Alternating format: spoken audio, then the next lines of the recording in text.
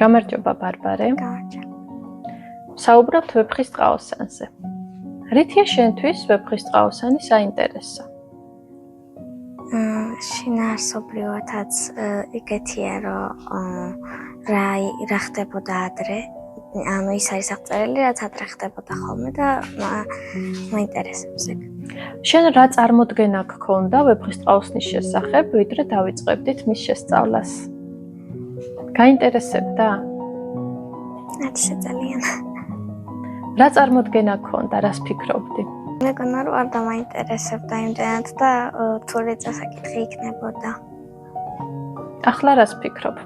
არც რთული წესაკითხი ყოფილა. ყველაფრის დაძლევა შესაძლებელია, ხო? რა გასწავლა თვითონ ვეფხისტყაოსნის სწავლამ? ახლა შენ თქვი, რომ თავიდან გეჩვენებოდა რთულად, თითქოს შეუძლებლად, მაგრამ თუ ნაბიჯ-ნაბიჯ მიყვები, არც ისე რთული გამოდის, ხო?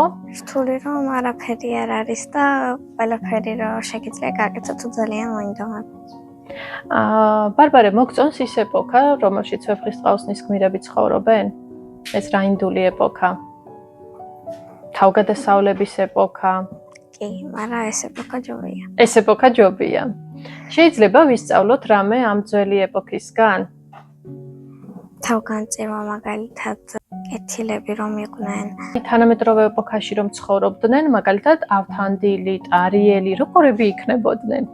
აი ტარიელი მაგალითად რას გააკეთებდა 21 საუკუნეში, როგორ წარმოგიდგენია? შეიძლება პრეზიდენტიც გამხდარიყო. პრეზიდენტი. ხო, თუ იქ ინდოეთის მეფე გახდა, შეიძლება აქ პრეზიდენტიც გამხდარიყო. როგორი პრეზიდენტი იქნებოდა? ეს ვეფხისტყავი იქნებოდა? შემოხვეული ისევ? ეხლა ვაფხის აღარ ეკნება. ხელში მათრახი ეჭირებ. პიჯაკი ეკნებოდა. წარმოგიდგენია ესეთი ტარიელი, რომ პიჯაკი, ხალსტუხი? არა, მაგრამ ალბათ ლამაზი იქნება. ბარბარე, ეხლა რომ გაიღოს კარი და უცებ შემოვიდეს შოთა რუსთაველი. რას ეტყოდი? სუპერ რიგში მოვიკითხავდი.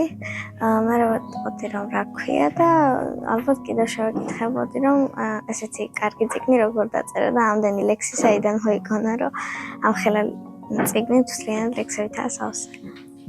რომელიმე ეპიზოდს ხომ არ გაიხსენებდი, რომელიც განსაკუთრებით მოგეწონა? დასაწყისის მეორე სტროფი.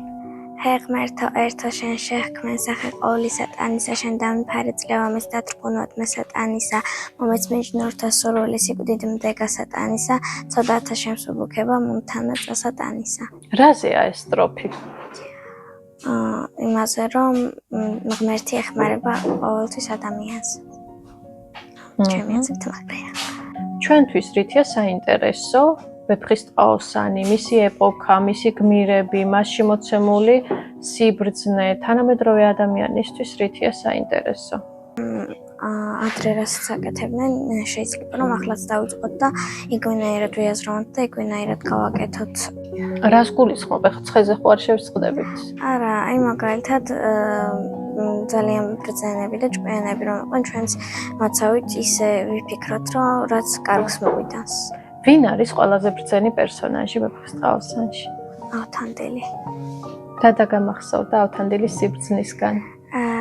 აი მაგალითად რომ უთხრა, რომ როდესაც ტარიელი ლომთან და ვეფხთან თუ ლომებთან ეკდო და რივით ეკდო, უთხრა, რომ ეს რა ქვია, ეუბნებოდა ტარიელი ავთანდილს, რომ წადიო, მე უნდა მოკდო ხო ცოცხალი და ხუთი და ეხლა უნდა მოკდო და კარგი, მაგრამ სარა მოკვდებიო ხენზე შეჯიქი და მანახე როგორ დადიხარო, არასდროს არ მინახე იხარ მაგრეო.